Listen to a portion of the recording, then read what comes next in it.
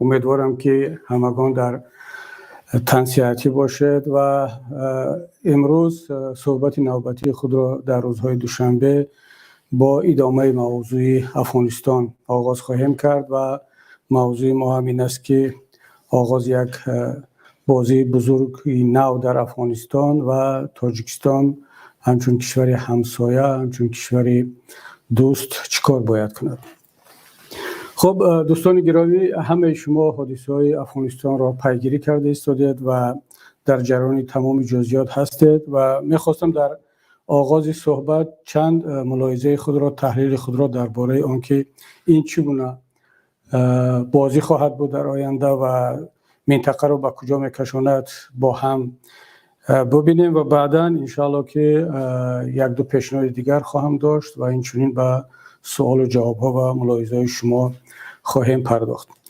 من فکر میکنم که افغانستان امروزها دارد یکی از صحیفه های بسیار هم پر از غم و اندوه، پر از اضطراب، مشقت های خود را از سر میگذراند و این صحیفه میتوان گفت که در کتاب تاریخ افغانستان شاید که یکی از پرماجراترین، یکی از پرحاشیه‌دارترین صحیفه ها باشد، حادثه ها باشد و با سقوط کابل، با سقوط حکومت اشرف غنی، با آمدن طالبان به قدرت میتوان گفت که در تاریخ افغانستان یک صحیفه نو ثبت شد، آغاز شد. اگرچه طالبان 20 سال قبل در قدرت بودن یک مرتبه، اما این آمدن، این برگشت طالبان بار دیگر به قدرت کاملا از بازگشت اولشون فرق خواهد کرد.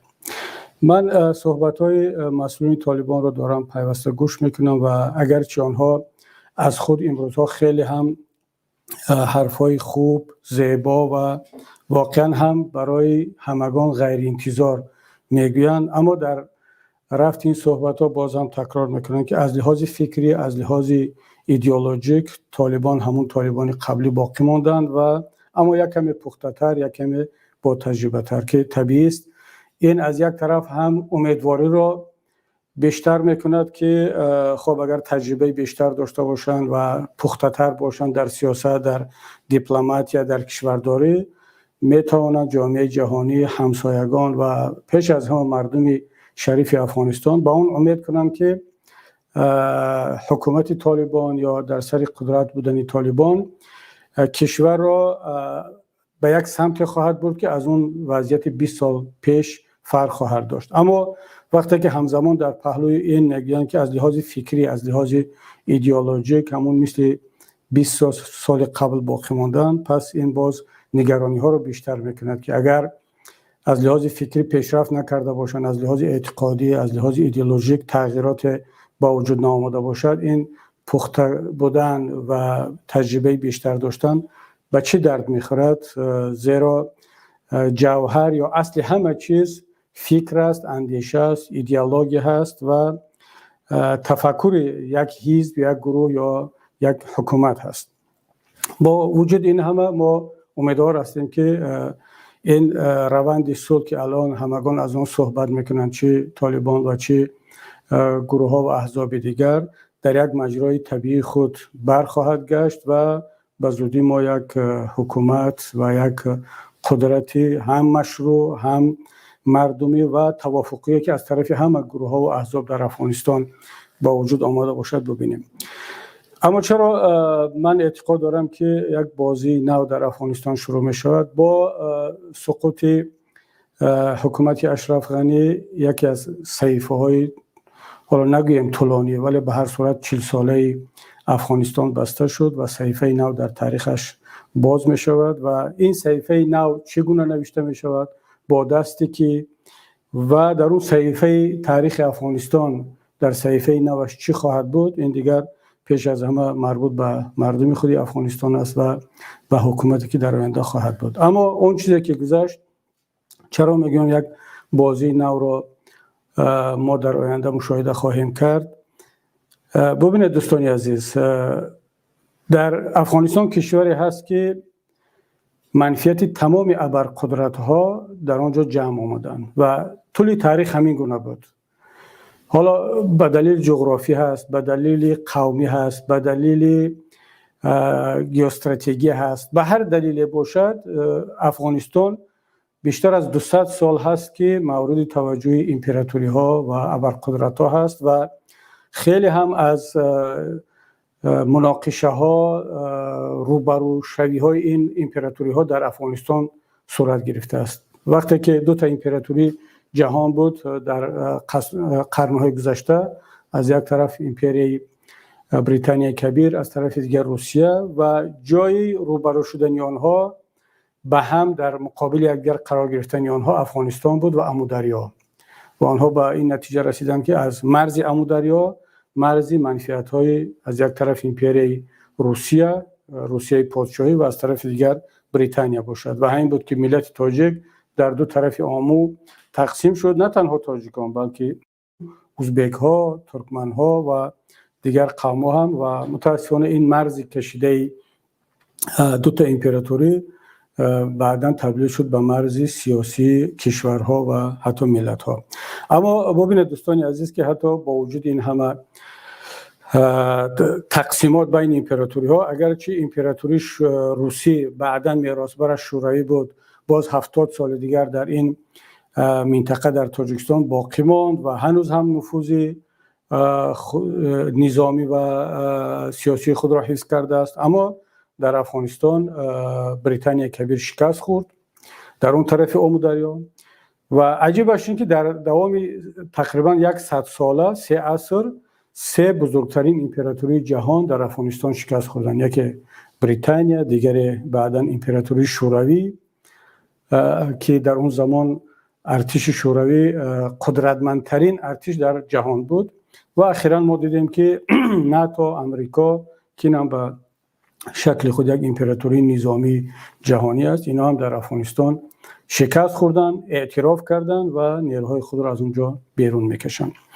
و با شکست این امپراتوری یا سیاست‌های غرب در افغانستان، حکومتی که آنها در اونجا شنانده بودن اونم شکست خورد، و همین است که یک صحیفه نو و همزمان یک بازی نو در افغانستان آغاز خواهد شد.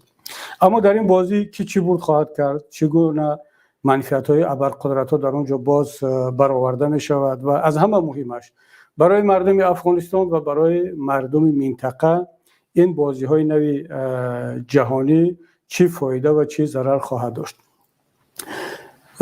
وقتی که امریکا با ناتو وارد افغانستان شدند، با هر دلیلی که داشتند، حالا دلیل اساسی و آشکارشون این بود که در اونجا القاعده هست، طالبان به القاعده بخصوص به اسامه بن لادن در اونجا پناهندگی داد و دیگر نیروهای مسلح تروریستی که به غرب و کشورهای غربی حمله میکردند، و امریکا لازم دانست که در همراهی با کشورهای همسو، ناتو و حتی کشورهای منطقه و روسیه هم نیروهای خود را به افغانستان وارد کند و در پهلوی ضربه به تروریسم جهانی از بین بردن القاعده و پایگاه آنها، یک هدف دیگر داشتند که در افغانستان صلح و ثبات و دموکراسی و حقوق بشر را بیارند، قانون را در آنجا تطبیق کنند. امروز خود غربی ها اعتراف کرده ایستادند که شاید در وظیفه اولشون موفق شده باشند، یعنی القاعده اگر پر از بین رفته باشد هم ضعیف شد و دیگر اون قدرت هجوم به کشورهای غربی یا حتی به کشورهای دیگر هم از دست داده است. و حالا من مطبوعات غربی رو پیگیری میکنم، بخصوص در اروپا، در آلمان، امروزها سیاستمداران گفته ایستادند که ما حداقل به یک وظیفه خود، به یک هدف خود رسیدیم و القاعده را ضعیف کردیم. اما وظیفه دوم، ساختن یک دولت معاصر متمدن که در آنجا دموکراسی باشد، فساد نباشد، در آنجا آزادی باشد و از همه مهمش اقتصاد و اجتماعیات پیشرفته داشته باشد، آیا این به دست آمد یا نه؟ خودی غربی‌ها اعتراف میکنن که نه، متاسفانه این به دست نآمد و امروز دیدیم که حکومت اشرف غنی با تمام اون دستگاه‌ها، با وجود آنکه بیشتر از 3 تریلیون دلار در شکل‌های گوناگون غرب در افغانستان خرج کرد، اونها همه بر هدر رفتن. این نکته را هم باید بگم که امروزها در غرب سیاستمداران غربی در مشکلات گرفتار هستند در نزد مردم خودشان و کشورهای غربی میدانند که حکومت ها از رأی مردم وابسته‌اند. این مثل تاجیکستان و مثل کشورهای سابق شوروی نیست که حکومتداران برایشان رأی مردم در انتخابات زیاد اهمیت نداشته باشد و هر چیزی که دلشان بخواد همون خیل نتیجه گیری کنند. اما در غرب این طور نیست. الان من همین صبح رادیو آلمان رو گوش میکردم، مردم خیلی با غضب میپرسیدن که این میلیاردها دلار ما که از پول ما اندوسپارندگان در افغانستان خرج کرده نتیجه چی شد؟ نتیجهش آمدن طالبان و سقوط اون حکومتی که با پول ما شما در اونجا نگه می‌داشتید. امروز یک فاجعه انسانی ممکن رخ دهد و هزاران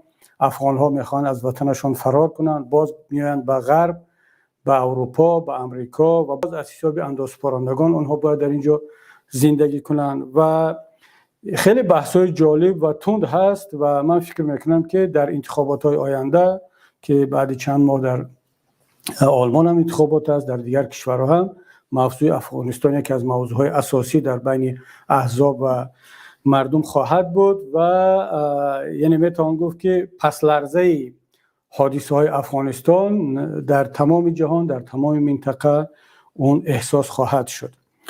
اما کشورهای دیگر حالا به این نتیجه هم رسیدند، اعتراف میکنند که غرب در این سیاست خود در افغانستان شکست خورد. اما قسمت دیگری دنیا، چین، روسیه، ایران، پاکستان، هند، ترکیه، آسیای مرکزی، اینا چی برد داشتن، چی باخت داشتن؟ من فکر میکنم که در اینجا بیشتر سیاست در افغانستان به نفع این کشورهای گروه دوم انجام شد و انجام شده ایستاده است و از این حالتی که با وجود آمد با اشتباهات بزرگ کشورهای غربی و دخالتشون در امور داخلی افغانستان، حالا می‌بینیم که بیشتر به سود گروه دیگری از کشورها انجام شده ایستاده است و باید گفت که توسط طالبان 4 کشور، حداقل 4 کشور، چین، روسیه، ایران و پاکستان، توانستن نیروهای غربی و پیش از هم آمریکایی را از منطقه بیرون کنند و البته پاکستان و ایران، پاکستان پیشتر، بعدا ایران با این جریان پیوست که با طالبان وارد گفتگو شد و در اون نقطه ها، در اون مسئله هایی که با هم اتفاق نظر داشتن و منفیت هاشون با هم نزدیک بود همکاری ها کردن و بعدا به این روند چین و روسیه هم پیوستند و شما دیدید که دیگر به طور آشکار یک پشتیبانی سیاسی چین آماده است که پشتیبانی اقتصادی کند و سرمایه گذاری کند در افغانستان و در مجموع باعث آن گشت که رقیب اساسی این کشورها، رقیبی که غرب و پیش از هم امریکا، رقیب‌های استراتژی چین و روسیه و کشورهای دیگر در منطقه هستند، توسط طالبان از منطقه بیرون کرده شدند و میتوان گفت که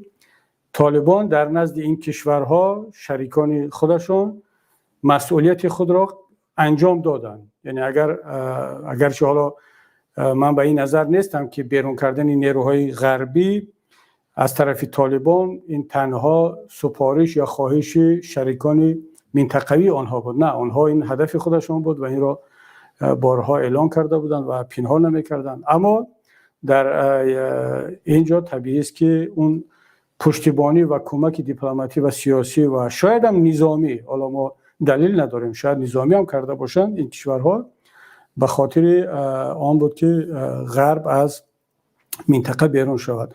من به هیچ وجه باور ندارم که روسیه، چین و پاکستان و کشورهای دیگر طالبان را نمیشناختند یا طالبان را همچون یک نیروی معتدل قبول دارند، اما چون منفعت‌های ژئوستراتژی تقاضا میکرد، با وجود آن که طالبان را خوب بشناسند، از دیدگاه‌های آنها آگاه هستند، باز هم آمدن کمک کردند. اگرچه همین کشورها خودشان با شعارهایشان، با عملشان هم خود را در صف اولی مبارزه با اکستریمیسم و تروریسم و افراطگرایی مینامند و خیلی از نیروهای معتدلی یا معتدلتری دنیوی و دینی را از صحنه پاک کردن، مبارزه میبرند و اصلا در صحنه راه نمیدن. اما چون منفعت‌های گیوستراتژی اقتصادی و نظامیشان تقاضا کرد، آمدن حتی با طالبان هم وارد همکاری شدند و این همکاریشون نتیجه داد. اما سوال این است و چرا من میگم بازی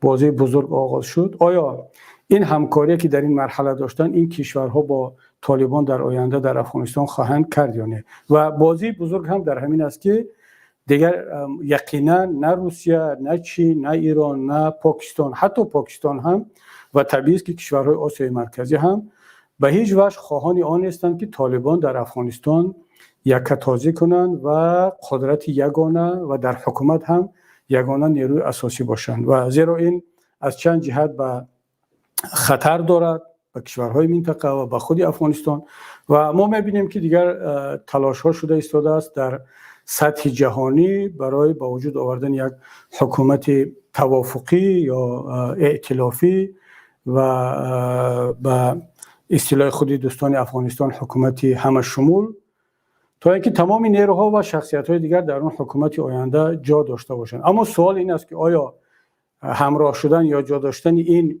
شخصیت‌ها و این نیروها سمبولیک خواهد بود، رمزی خواهد بود یا واقعا هم شخصیت‌های کلیدی با دیدگاه‌های گوناگون در اون حکومت آینده جا خواهند داشت؟ این سوالی است خیلی باز و تمام سناریوها باز است. میتواند که یکی از آنها حداقل از اون 3-4 سناریویی که کارشناسان روی میز دارن یکی از آنها حتما که تطبیق می شود. اما من فکر میکنم که در آینده نزدیک ما شاهد آن خواهیم شد که هم که روسیه، هم چین، هم ایران، هم پاکستان و طبیعی است که کشورهای آسیای مرکزی اگرچه با امریکا و اروپا اختلاف نظر داشتن در مسئله حضور نظامی آنها در افغانستان، در مسئله ادامه افغانستان، آینده افغانستان و حاکمیت طالبان یک توافق در آینده صورت خواهد گرفت و یک همکاری صورت خواهد گرفت و به نفع تمام این کشورها خواهد بود که در افغانستان یک حکومت همه شمول با شرکت همه احزاب و گروه ها تشکیل شود. وگرنه یکتازی در سیاست در افغانستان فرق نمیکند، چی در افغانستان چی در کشورهای دیگر، به نفع یگان کشور و یگان ملت نخواهد بود. بنابراین همین الان شما میبینید که این رایزنی ها مشورت ها آغاز شده است و خیلی هم در روبروی طالبان یک امتحان بزرگ هست. همونطور که پیشتر هم گفتم که اگر واقعا هم این بیانی هایی که میدهند صادقانه باشد، صمیمانه باشد و با اون وعده هاشون وفا کنند، شاید ما بتوانیم امید کنیم ما همسایگان که در آینده نزدیک یک حکومت همه شمول ائتلافی با وجود خواهد آمد و افغانستان قدم به قدم به یک سمت ثبات و آرامش می رود. اما اگر اون وعده ها در نزد تلویزیون فقط باشند و حادثه هایی که الان رخ میدهد و خبرهایی که ما میشنویم به ما میرسد بیانگر دیگر چیز هستند که متاسفانه گواهی از آن میدهند که میتواند اون وعده ها در عمل تطبیق نشود و طبیعی است که بعد از این و حتی من فکر میکنم که زیاد وقت هم نخواهد گذشت، در یک مدت کوتاه اعتراضات در داخل افغانستان آغاز خواهند شد و مردم افغانستان دیگر اون مردم 20 سال پیش نیست، مردم 30 سال پیش نیست و امروزها نشان داده ایستادن. واقعا باید آفرین گفت، تحسین گفت به مردم شریف و آزادمنش افغان، بخصوص به زنها و جوانان که پرچم ملی افغانستان را در خیابانها در روز استقلالیتشان باز هم گرفتن، بیرون برآمدند و اتفاقا این را باید بگم که بیشتر در شهرهای این حالا بگیم پشتیبانی از پرچم و بزرگداشت پرچم رخ داد که پشتونشین بودند و در جلال آباد، در خاص و دیگر منطقه بانوان افغانستان با شعارها با طلباتها در نزد اداره ها در خیابان ها اعتراض کردند و حق خود را طلب کرده ایستادند که ما این را حتی در کشورهای سابق شوروی در هیچ جا نمیبینیم و باید واقعا هم تحسین گفت به مردم آزاداندیش افغانستان. اگرچه حالا سوال هست که کدام از این گروه ها خشین ترند، آیا حکومت های دیکتاتوری آسیای مرکزی یا طالبان؟ این یک سوالی است خیلی باز و باید مقایسه کرد. اما حداقل ما میبینیم یا این جسارت مردم افغان است یا واقعا هم میبینیم که نه، اون دیکتاتورهای آسیای مرکزی از طالبان هم خشینتر و زورگوترن که حتی اجازه نمیدن به مردمشون که بیان در نزد اداره آنها پیکت کنن و تظاهرات کنن. طالبان که تمام افغانستان رو با سلاح گرفتن و حاکمیت دارن و واقعا همچنین نیروی که در تاریخش در گذشتهش خیلی از حادثه های پر از خشونت را داشت، ولی باز هم میبینیم که مردم شریف افغانستان برای حمایت از آزادی، برای حمایت از حقوق خود باز هم دست به اعتراض ها خواهند زد. و با این وضعیت من فکر میکنم که طالب میخواهد یا نمیخواهد باید واقعیت های افغانستان را به نظر بگیرد که ملت افغان دیگر اون ملت پیشینه نیست و ملت هم مجبور میکند که اینها عقب نشینی کنند، تنازل داشته باشند و بیان بالاخره به یک راضی شوند که یک حکومت توافقی همشمول را داشته باشند. در صورت دیگر باز هم اعتراضات خواهند بود و در همین جا این نکته را هم بگم، وقتی که اعتراضات با وجود بیان شک نیست که باز دیگر قدرت‌های خارجی وارد خواهند شد. همون طوری که در گذشته دیدیم هر کدام از قدرت‌های خارجی در افغانستان یک نیروی رو پیدا خواهد کرد که از او پشتیبانی کند و باعث بی‌ثباتی تمام کشور دوست و همسایه گردد. یگانه راهی پیشگیری از این وضعیت دخالت خارجی ها و بازی از در افغانستان از حساب مردم افغان این خواهد بود که یک حکومت توافقی همشمول صورت بگیرد و در نزدیکترین فرصت این انجام شود. اما بیایم به قسمت دوم بحث ما که تاجیکستان در این وضعیت چیکار کند. بالاخره تاجیکستان ما یک نه تنها کشور همسایه هست بلکه کشوری هست که در برنامه‌هایش، در برنامه‌های استراتژی منفعت‌های دولتی و ملی ما حفاظت از فرهنگ، زبان و از منفعت‌های دولتی ملیمون در اولویت‌ها قرار دارد و یادمون نرود که در اون طرف مرز، اون طرف آمودریا نه تنها گروه زیادی از همزبانان، هم دین‌ها و هم فرهنگ‌های ما هست، بلکه بسیاری از نیروها و احزاب و شخصیت‌های هستند که با تاجیکستان دوست هستند، همسو هستند و در دشوارترین روزهای تاجیکستان و ملت تاجیک دو مرتبه در تاریخ مردم شریف افغانستان با همه قوم‌هایشان، قوم تاجیک، پشتو، ازبک، هزاره، ترکمن‌ها در کمک مردم تاجیک بودند. یک مرتبه 100 سال پیش در وقتی یورش بلشویک‌ها به آسیای مرکزی، از آن جمله به تاجیکستان که هزارها هموطنان ما فرار کردند به افغانستان، با آنها جا داده شد و تا امروز آنها زندگی کرده ایستادند. و دوم مرتبه در سالهای 90 وقتی که باز هم تحت فشار و یورش همون نبیرگان و بازماندگان بلشویک‌های 100 سال قبل باز هم بار دیگر ملت تاجیک مجبور شد به افغانستان هجرت کند و این دفعه هم مورد پذیرایی و مهماندوستی همه مردم افغانستان قرار گرفت و این وقتی آمده است که ملت تاجیک این قرض برادری و انسانی خود را برگرداند و ما باید کمک خود را چه در سطح حکومت چه در سطح مردم، احزاب، شخصیت‌ها به مردم افغانستان در این شب و روز برسانیم. خب پیشنهاد ما چی هست؟ پیش از همه به حکومت جمهوری تاجیکستان که هر چه زودتر سیاست خود را به طور آشکار و علنی درباره افغانستان همسایه اعلان کند و اولین اقدامی که کرده میشود باید دعوت رهبران و شخصیت‌های سیاسی افغانستان که با کشور ما دوست و همفکر و همسو هستند باید به دوشنبه صورت بگیرد. جناب امام رحمان باید در نزدیکترین وقت از شخصیت‌های خیلی هم مهم و تجربه دار و آنهایی که در سیاست افغانستان هنوز هم تأثیر دارند و هجرت کردند با در نتیجه این حادثه‌های گوناگون از آنها دعوت کند به طور آشکار در دوشنبه آنها پذیرایی بشن، با آنها شرایط مساعد داده شود و این فقط به خاطر راه اندازی یک روند مصالحه و گفتگو در افغانستان. خدای نکرده بعضی‌ها این رو پیشنهاد ما رو این طور نفهمند که یا این پیشنهاد یا سیاست آینده تاجیکستان بر علیه کدام گروه یا کدام اطراف در افغانستان صورت خواهد گرفت. نه، این باید در راستای منفعت‌های کشوری ما تاجیکستان، منفعت‌های افغانستان و بخصوص مردم افغانستان باید صورت بگیرد و هیچ جای ترس و نگرانی هم نیست. همه نیروها و نه تنها در داخل افغانستان در سطح جهانی این را درک خواهند کرد. اگر کسی کمترین آگاهی از سیاست بین المللی دارد میداند که این یک کاری خیلی هم طبیعی و عادی باید باشد. ترکیه از دوستان دعوت میکند در انقره، از او پذیرایی میکند و کسی حکومت ترکیه را متهم به آن نکرده است که دخالت در کارهای افغانستان میکند یا از یکی از نیروهای افغانستان پشتیبانی میکند. امروزها ما میبینیم برخی از رهبران سیاسی افغانستان در ایرانند، در پاکستانند، در امارات متحده عربی هستند. حتی پرزیدنت قبلی فراری افغانستان اشرف غنی در امارات هست. من شنیدم که دیروز بعضی از این شخصیت‌ها به لندن و بریتانیا سفر کردند. چرا در دوشنبه نباشند؟ چرا در تاجیکستان نباشند؟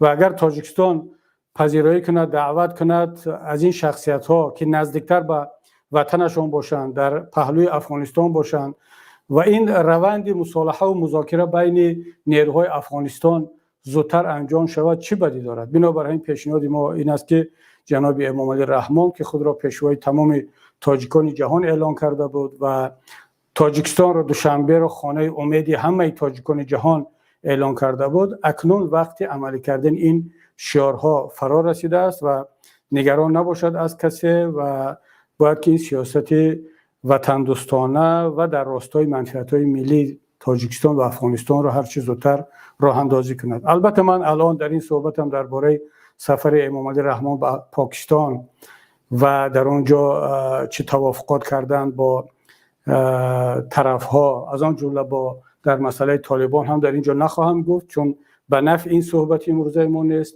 اما ما پیگیری خواهیم کرد، منتظر خواهیم ماند که چگونه اقدام‌ها برداشته میشه، چون تا این جای کار متاسفانه اقدام‌ها نه طبق اون وعده‌ها و شعارهای وطن دوستی و ملت دوستی بود و نه طبق منفعت‌های ملی و دولتی ما هستند.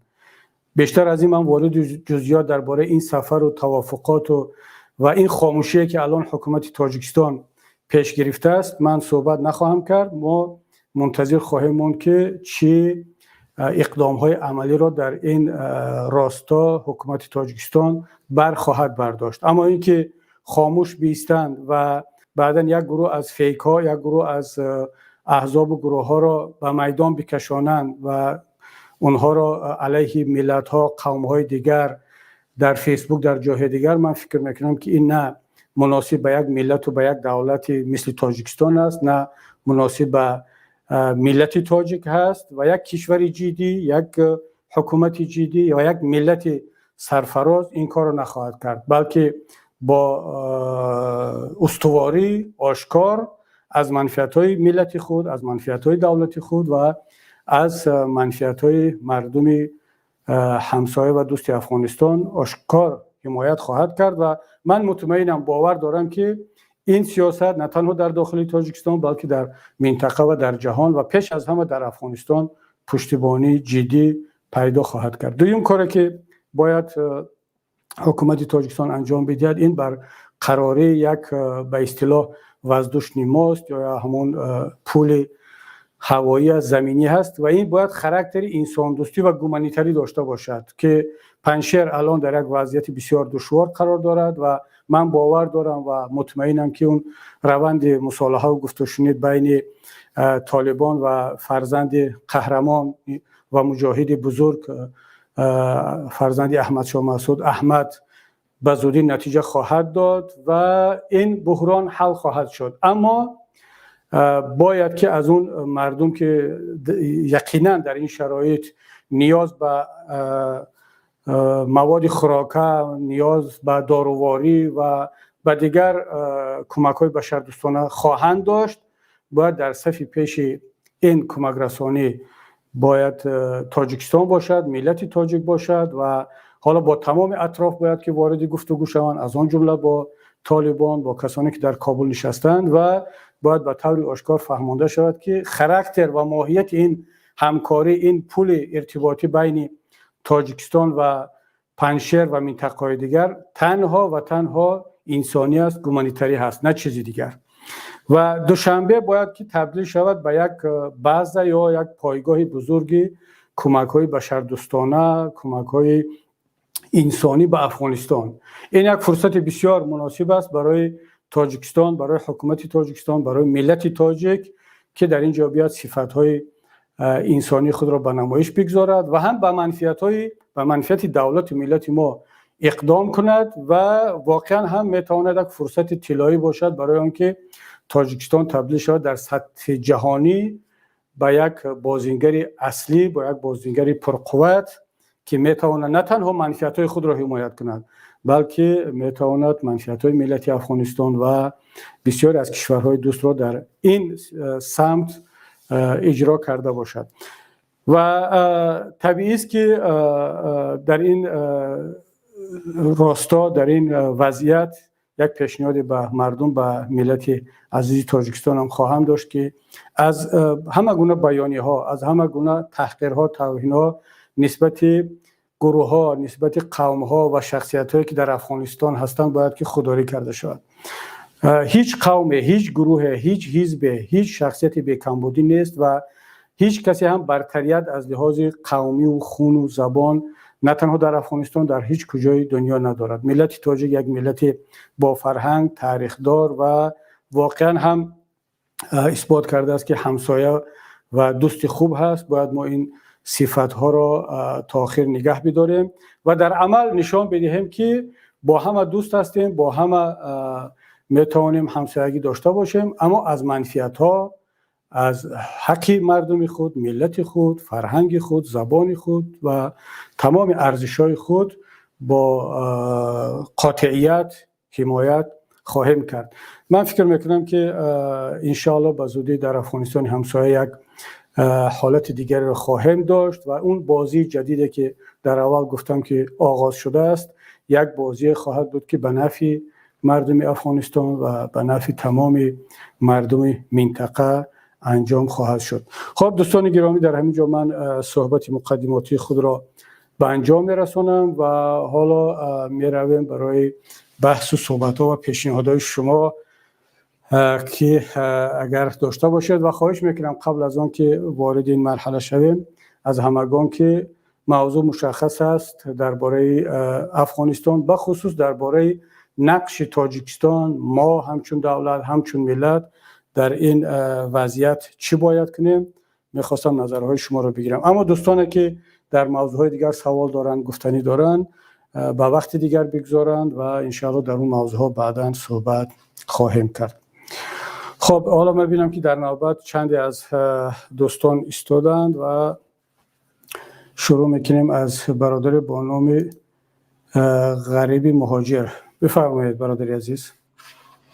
السلام علیکم. و علیکم سلام. ما رو میشنید اکو؟ بله میشنم. بفرمایید. مسئله همین خیلی موضوع انتخاب نامده بسیار موضوع مهم است. شما اگر خطا نکنم دقیقه 24 قید کردید وابسته به قبول تاجیک تباران جمهوری اسلامی افغانستان با کشور تاجیکستان. در همین مسئله آیا شما مبادا یگان مقصده که گویا یک همچون یک بیچاره حال، همچون فکری همون تاجیک تبارایی که در افغانستان هستند همون را خورده یگان نفر از همون دستان پرورای خود که در همون کشورهای جنگ زده اسلامی و تعلیمات میگرفتند، تعلیمات تروریستی میگرفتند، همونا را وارد تاجیکستان کردنی نباشید. این یکم سوال من.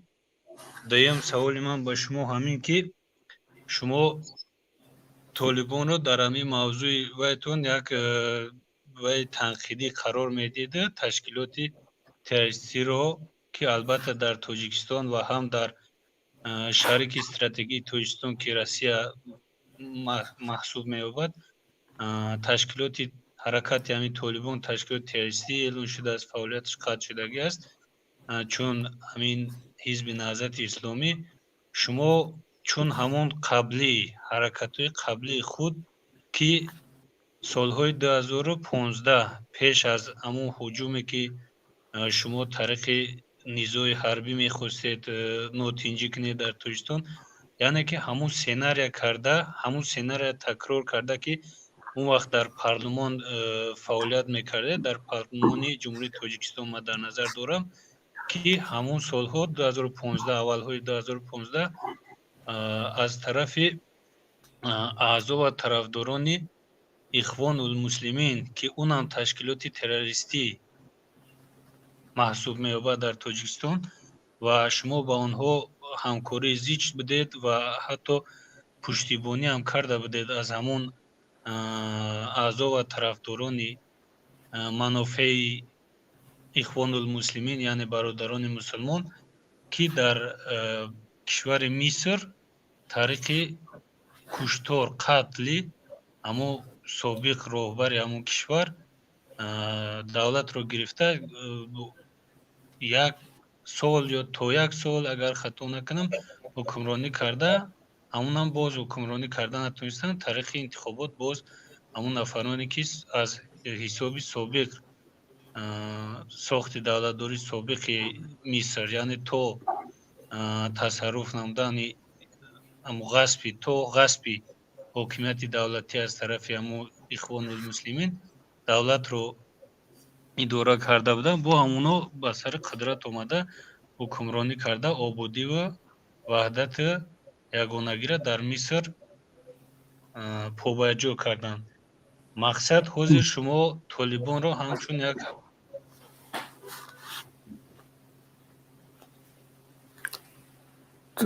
تمام کردید برادر یا که قطع شد؟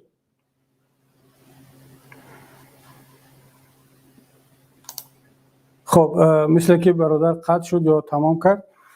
خب من با شما اگرچه طولانی بود سوالاتون اجازه دادم که صحبتتون رو تمام کنید، بعد خودش قطع شد.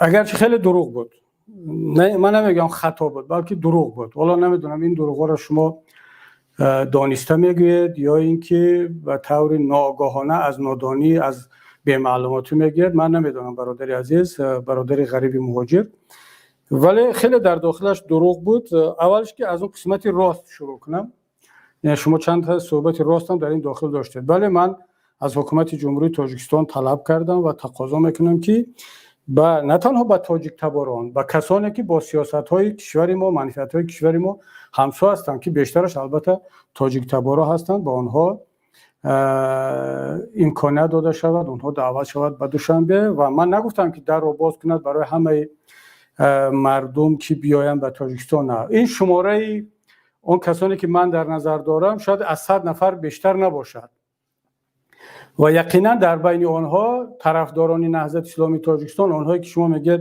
ما در افغانستان آدم داریم و میخوایم همین طریق آنها را به تاجیکستان بیاریم. نه، اگر ما آدم داشته باشیم و بخوایم که آنها را تاجیکستان بیاره، ما میدونیم این کارو چه انجام بدیم. اما حالا حرف درباره اولش که ما نداریم، دیگه‌اش که حرف درباره آنها نیست.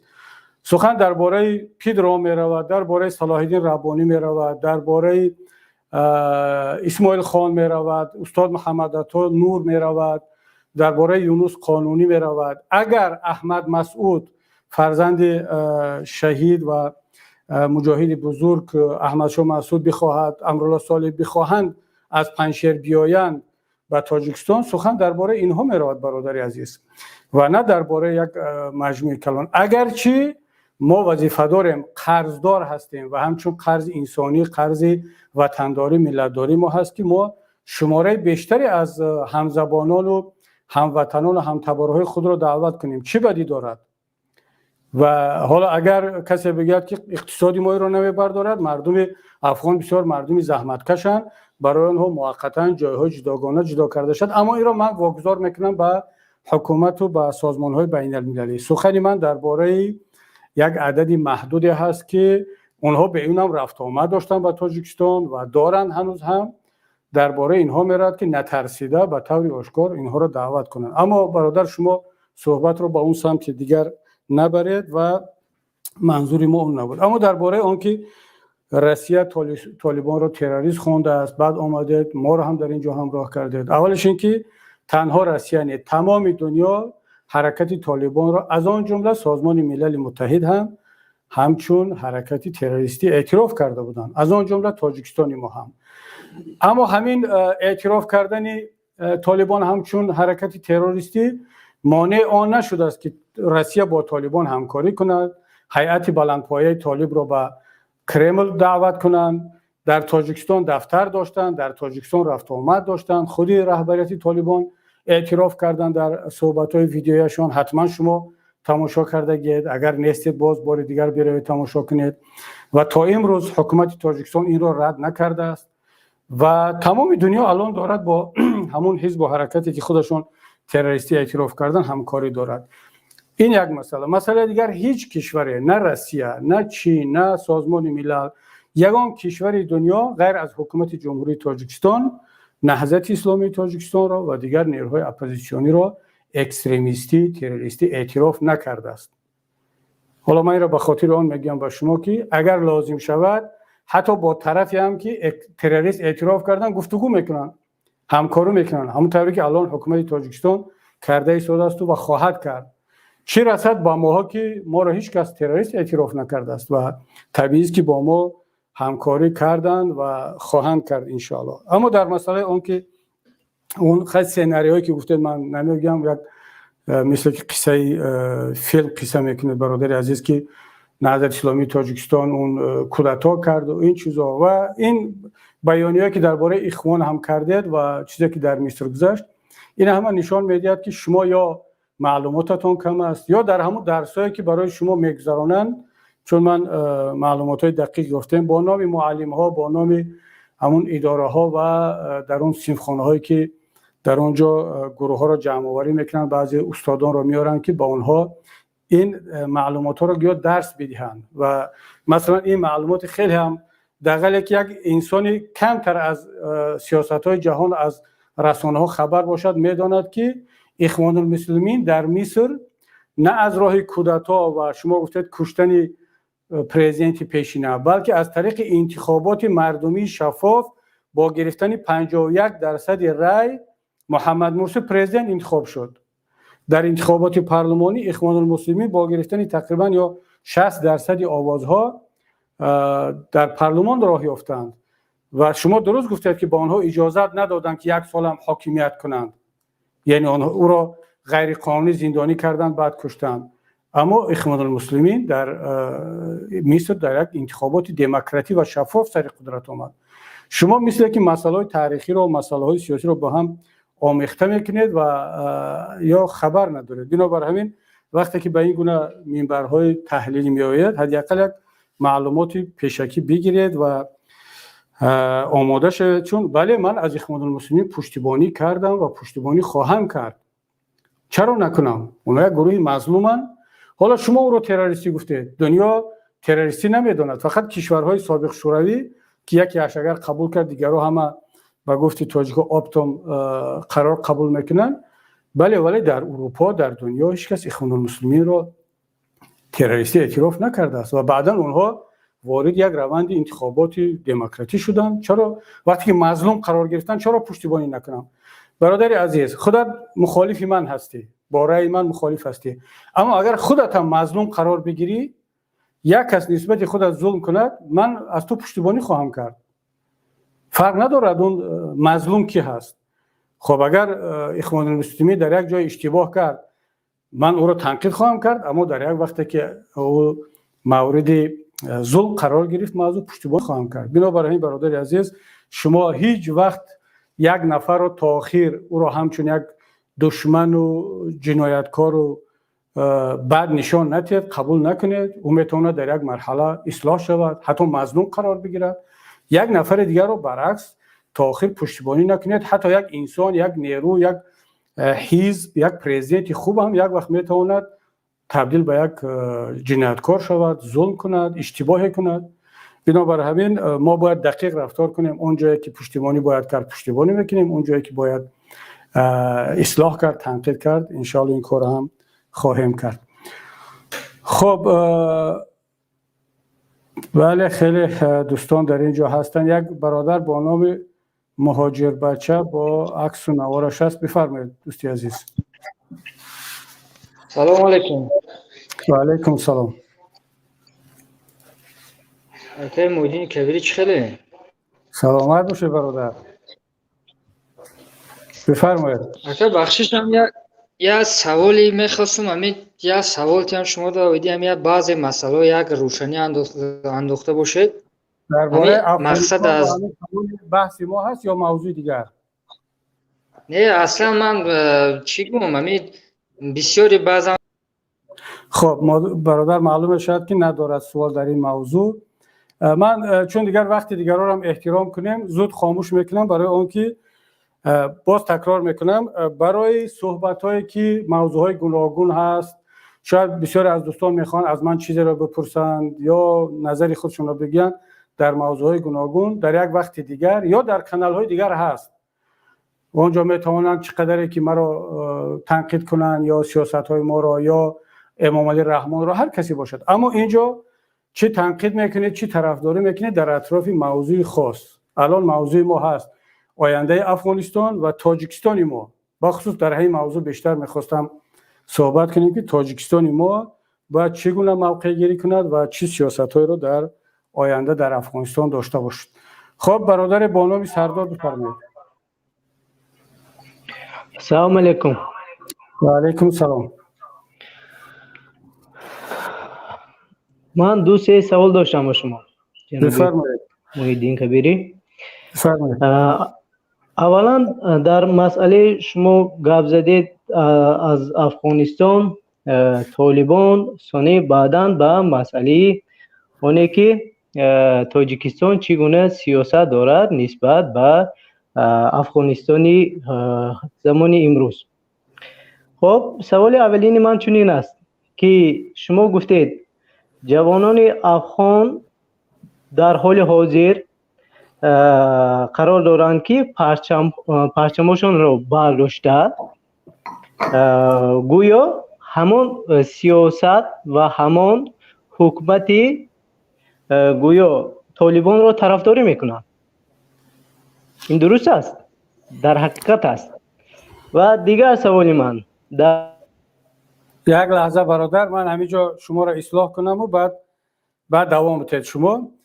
بله من گفتم که جوانان جسور افغانستان پرچم سه رنگه خودشون را در کوچه‌های کابل، جلال آباد و شهرهای دیگر برداشتن. این پرچم دولت افغانستان هست نه پرچم طالبان. پرچم طالبان را شما میدانید. منظوری من این بود که با وجود آن که در کابل در غیر از پنجشیر در سراسر افغانستان طالبان حاکمیت را گرفتند در بعضی جاها پرچم دولتی افغانستان پایان فرآورده شد اما جوانان جسور افغان در همون منطقه‌ای هم که طالبان هستند پرچم را برداشتند و اینجا دو تا خوبی است. یکی این که خود جوانان جسارت نشان دادن مردم افغانستان، از طرف دیگر این نمایش‌های آنها حرکت‌های آنها خشونت زیاد هم قرار نگرفت. منظور من این بود. شما نمیدونم والا من شاید نادرست فهموندم که شما طرز برداشت کردید که گویا من گفته باشم که این جوانان پرچم طالب رو برداشتن که نه برادر این خیر نبود. دوام بده سوال. خب شما روشنی نانداختید که من برای همین سوال رو به شما منظور کردم. خب سوال دیگری من چنین است در مورد تاجیکستان که حکومت تاجیکستان گویا اعتراف کند حکومت افغانستان رو. در حال حاضر شرایط سیاسی افغانستان معلوم است. البته معلوم است که طالبان حکومت قانونی کنستیتیونی افغانستان رو غصب کردند گرفتند.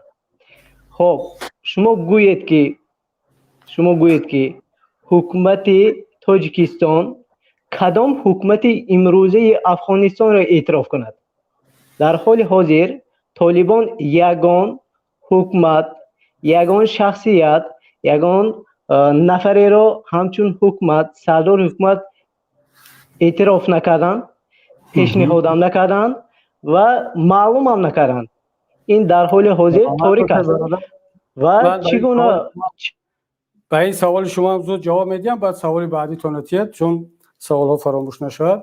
من نگفتم که حکومت تاجیکستان طالبان را حال اعتراف کند و شما درست میگید هنوز حکومتی هم نیست و هیچ کسی هم نیست. من دعوت کرده شدم که رهبران حزب و حرکت های افغانستان و اون کسایی که تاجیکستان را دوست می‌دارند با تاجیکستان همسو هستند، حکومت تاجیکستان دعوت کند به دوشنبه و طالبان را نه همچون حکومت، طالبان را همچون یک قوه‌ای که امروز در افغانستان هستند. در افغانستان حالا حکومتی نیست که کسی آن را اعتراف کند یا نکند.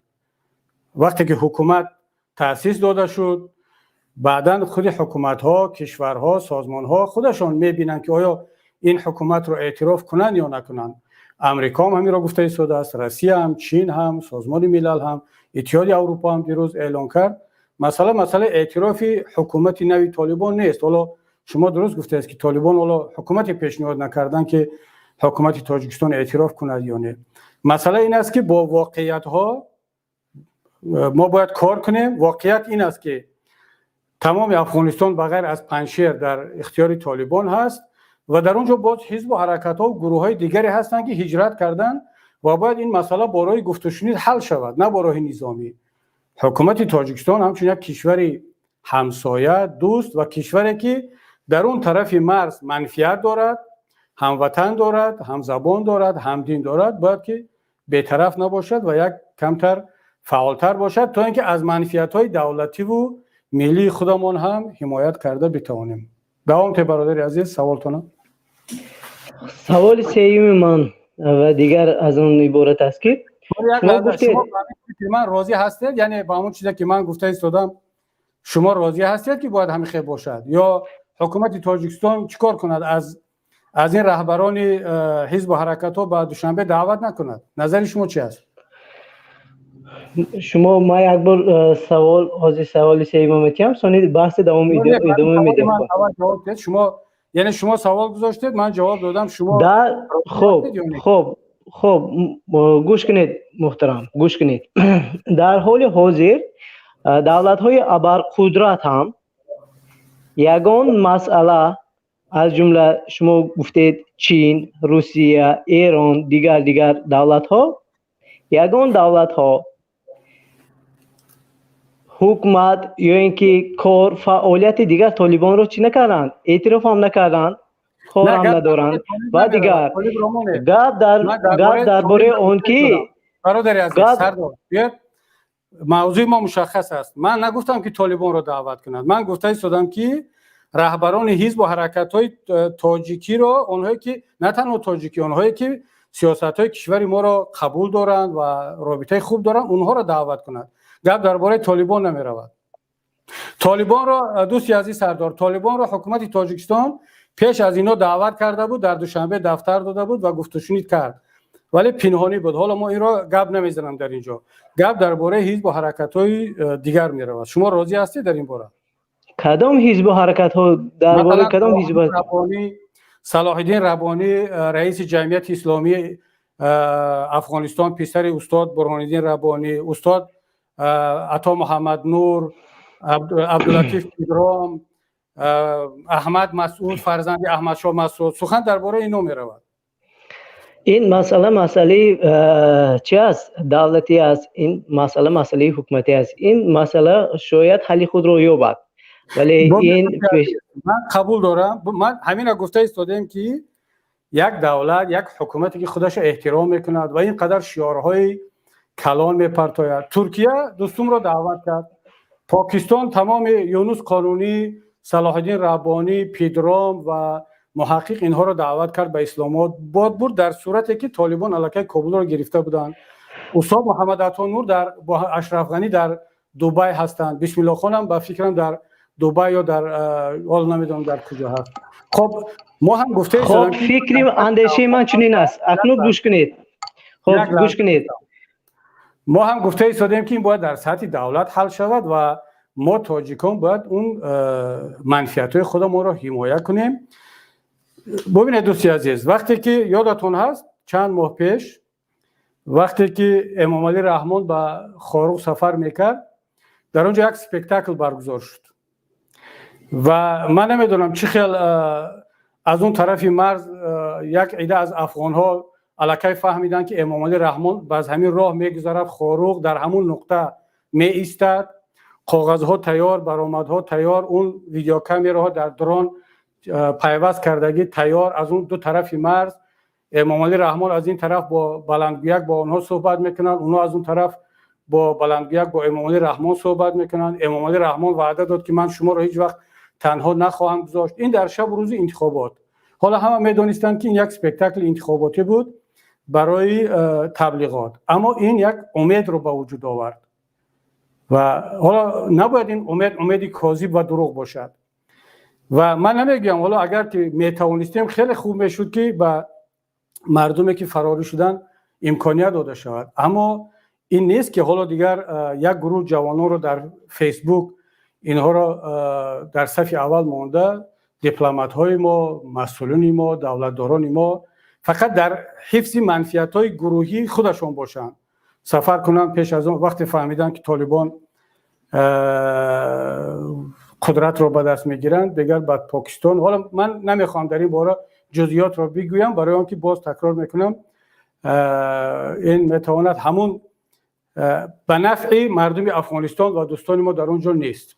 برای همین من حالا گفته ایستادم که شما راضی هستید که از همین 3-4 شخصیت کلیدی حدی اکثر 10 نفر که با تمام یاور و یاردمچیشون از 50-100 نفر بیشتر نمیشوند در دوشنبه بیاین، مثل که در تاشکند بودن، مثل که در اسلام آباد هستند، در ترکیه هستند و ما هم واقعا احساس کنیم که این شعارها دروغ نبوده است، این همش برای تبلیغات نبوده است و واقعا حکومت تاجیکستان، رهبری تاجیکستان در فکری هموطنان، همزبانان و ملت خودش هست. خب فکر اندیشه من در این بابت چنین است جناب که این مسئله حل خود رو خواهد یافت. البته چنانه که من معلومات دارم پسری معصوم احمد معصوم در تاجیکستان. ببینید دوست عزیز، من یک خواهش میکنم پیش از آن که در این باره‌های سیاست‌های کلان گپ میزنید و میگید من معلومات دارم و درباره افغانستان، شما حداقل نام همون سیاستمداران را یاد بگیرید، بیاموزید. کدام معصوم؟ وقتی که شما نام احمد شاه مسعود قهرمانی ملی افغانستان و بزرگترین مبارز مجاهد در تاریخ ملت تاجیک را درست تلفظ کردن نمیتونید، بعد میاد در برنامه ما درباره سیاست و من معلومات دارم و اینا گپ میزنم. خواهش میکنم دیگر نه خودتون رو در مشکلی گرفتار کنید نه وقتی مردم و دوستان رو بگیرید. خب من با اجازه دیگر دوستان شما را با شما خداحافظی میکنیم و برادرانی که حالا با عکس و نوارشون هستن اولویت به اونا، برادر عزیزمون رمضان حسینیان چون با عکسش و ویدیوش هست به اونا نوبت میتونید. بفرمایید. خب السلام علیکم استاد عزیز. و علیکم سلام. امیدوارم خوب هستین. اینجا ما زیاد دور گرفتیم، زیاد از حکومت قدر وای داریم، ده امید زیاد دارید. من میبینم زیاد از مثل که گویا که شما زوره دارید از حکومت که بیا حکومت کمک کن. وقتی که حکومت 1 متر زمینی ورو حل کردن نتونست، امام علی رحمان 1 متر در طول 10 سال حل کردن نتونست، ما چی را انتظار هستیم که بوره بعد پنشیر کمک کند؟ و وقتی که طالبان خود شما خبردار هسته و دفتر داد تانک و توپ طالبان را ریمال میکرد، قماندانای طالبان را تبابت میکرد در بلوچستان تاجیکستان. امروز ما با رحمان تاجیکستان که قدر نداره، تاجیک دنگرگی خودش قدر نداره و او پنشری هیچ قدری نداره. اینجا منم مثل شما یک مبارز هستم، من دلم به وطنم میسوزه همچون شما. برای همین شما که زیاد اوپ دارید، شما زیاد جهان بینی دارید، برای همین ما از پس شما برای میریم، بله شما را همچون استاد، همچون یک معلم انتخاب کرده هستیم، پیروی میکنیم، از پس شما میرویم. لیکن ما هم نمیخوایم که شما خیلی زوره کنید حکومت. بهتر میشد که یک حکومت دیگر شما تشکیل میکردید که کلی همه جوانای تاجیکستان شما را طرفداری میکنه، از داخل هم از بیرون هم همه طرفداری میکنه، همه از رحمان و بیزار است. تا کی ما گام میزنیم؟ به خدا از 2014 باز من گام میزنم، شما از 2015 باز بیرون از تاجیکستان شدید. یک مسئله را ما حل نکردیم، یک سیاسی زندانی سیاسی را ما از زندان نکشیدیم، یک کاری نیک برای ملت و به منفعت ملت ما نکردیم. همه کاری ما به منفعت رحمان فاست. ما اپوزیسیا در بیرون هستیم، اوها در داخل هستن، همه جنایت میکنن، ما باشیم مگر عادل سوزی ما گپ میزنیم، گپ ما فردا فراموش میشد. بعد هر روز مرا در فیسبوک می نویسن که ورخی ما بعضی نامردانه مینویسه که تو گریختی رفتی اروپا، مرد باشه بیا اینجا مبارزه با. من مبارزه بردم، گریزه شدم. اونا اگر مرد میبودن خوب همون پاتریوت میگرن خودشونا. چرا گلاونای 20 نفر تاجیک کشتن ماه اپریل 29 کشتن؟ چرا در ورق هر سال 2 3 5 نفر خواجه الا چورکو میکشتن، با وجود غفورов میکشتن، 1 متر زمینی ما را نگرفتن. امروز گلاونای هم دادیم، مزار چورکو هم دادن همین هفته نه همین سال قرغیزا اومدن زدن گرفتن، 1 سالتی ما را یارادور کردن. استاد شما خوب جدی گیری گپای ما را، من از اون وایها نیستم که گپی چی گم خولی زنم شما را. من گپی گفتگی من اجرا میکنم، من آماده هستم که اولی شده داخل شوم. ما به انقلاب نمیشوم. رحمانوف زورا نکنید، رحمانوف چی گم نمیکند. این سال نکرد، خودی شما را فریب داد، سال کرد همراه خودی شما حزب شما گردی شما را فریب داد، همه رفیقای شما را کش زندانی کرد، شما را اگر گیر میکرد وقت میکرد یا شما را یا که میکش و زندانی بده. برای همین وقتی که ما به شما را تکیه میکنیم مسئولیت به خود گرفته و این ما را نفروشه. چی گمان همه قدر و همه مهنتی ما را نفروشه اینجا که ما بیکار نبرآمدیم که در راه مبارزه باشیم، شما را پیروی کنیم، از پس شما باشیم. برای همین امروز افغانستان بله این وزین است، تاجیک افغانستان در حال وزین است، لیکن تاجیکستان هم مثل افغانستان است. وطن ما را هم گرفتی استادم، همه چی ما را برباد برده است. بله برای همین جدی گیره برادر عزیز. سلامت بشه برادر. نامتون رمضان برادر رمضان. ببینید من قسما با فکرهای شما راضی هستم، اگرچه کمتر موضوع به طرف واروخ رفت، اما شما واروخ را همچون مثال آوردید که آیا رحمان میتواند وقتی که واروخ را حمایت کرده نمیتواند از منفیت هموطنان و همزبانان و همدینهای ما در اون طرف آمو دفاع کند؟ من برادر عزیز رمضان من زاره نکرده ایستادم. من مسئله گذاری من جدی هست. درست است که من با لحن درشت گپ نمیزنم، یگان گپی تون ندارم، اما ملایم هم باشد مسئله گذاری جدی است در سطح دولت، حکومت و ملت. این مسئله که من پیشنهاد کرده ایستادم دیگر به اپوزیسیون و به رحمان ربط ندارد برادر رمضان، این ربط دارد به منفیت های ملت و دولت ما برای آینده کشور ما. قطر یک دولت کوچک است، درست است که پولش زیادتر است، اما قطر چرا گفت و شنید افغانستان در قطر صورت بگیرد؟ چرا در تاجیکستان نه که در اون طرف مرز تاجیکان ما زندگی کرده ایستادند و شخصیت های خیلی قوی هستند و یعنی منفیت های به واسطه دولت و ملت ما تقاضا میکند که تاجیکستان باید در این مسئله در صف اولی تمام تشبس های دیپلماتی و سیاسی باشد. همه را میبخشید گپ شما رو میبرم. نمیتونید که شما جای رحمانوف بگیرید، میدان رحمانوف آزاد کند، بیایید شما وقتی دل شما به ملت میسوزه، دل رحمانوف نمیسوزه، شما این بنیستی میبرم. بله اگر من پرزیدنت میبودم، حالا باید واقعیت ها رو به نظر بگیریم. امروز پرزیدنت جمهوری تاجیکستان امامعلی رحمان است، نه کبیری. اگر من پرزیدنت میبودم اولین کاری که میکردم همین بود، یعنی اعتراف واقعیت ها در افغانستان. این خیلی چشم را پوشیدن که بعضیا میگن ما طالب را اعتراف نمیکنیم، طالب خودش کی است و جنایتکار و تروریست. این افسانه رو برای کی میگیم؟ بله. چرا پنهانی طالب را اعتراف میکنید و دعوت میکنید و دوشنبه توابت میکنید، از این طرف چند حزب و چند گروه را توطئه میکنید که علیه اونو نویسن؟ من اگر پرزیدنت میبودم، حالا که من پرزیدنت نیستم، برای همین با رحمان پیشنهاد کرده استم که پرزیدنت است، مسئولیت ملت و دولت در دوشش است، به این معنی که هر چی دلش میخواهد بکند. ملت تقاضا میکند. ملت آلمان امروز از گریبان دپوتات‌ها و وزیر خارجه گرفته است. بریتانیا شما دیدید که وزیر خارجه را به استعفا روان کردنی هستند. برای چی؟ مردم طلب کرده ایستاده است که شما در اون افغانستان چیکار کرده ایستاده؟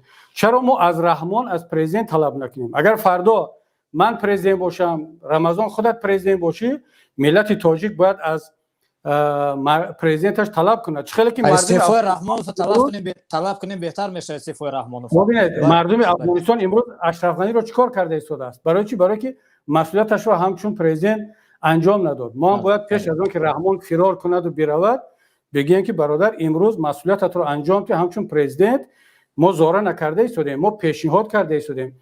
اگر من منفیتی فقط اپوزیسیا و فقط خودم رو فکر میکردم، باید به رحمان این پیشنهاد رو نمیکردم. میگفتم بگذارین اشتباه رو کردن بگیرد، آبرویش در پیش ملت میریزد، در پیش مردم میبینن که فقط یک شعار پرداز بوده است. اما وقت هست دعوت کند. باور کنید این آبروی نه تنها امام علی رحمان، آبروی تمام تاجیکستان و ملت تاجیک میشود. قبول کردن خوب، اگر نکردن بله دیگه ملت خودش بهایش رو میدهد. یک سوال آخرین بله یک سوال آخرین من برای خودم فهمیدم میخواهم که امکان دارد که ما میتوانیم که امیر رحمانوف مثل اشرف غنی بیرون کنیم؟ میتوانیم؟ شما را همین نقشش دارین، همین خواهش دارین، یا که شما میخواهید که امام علی خودش ترک کنه؟ چرا ترک کنه، دعوت کنه ما را یا که دیگرو را؟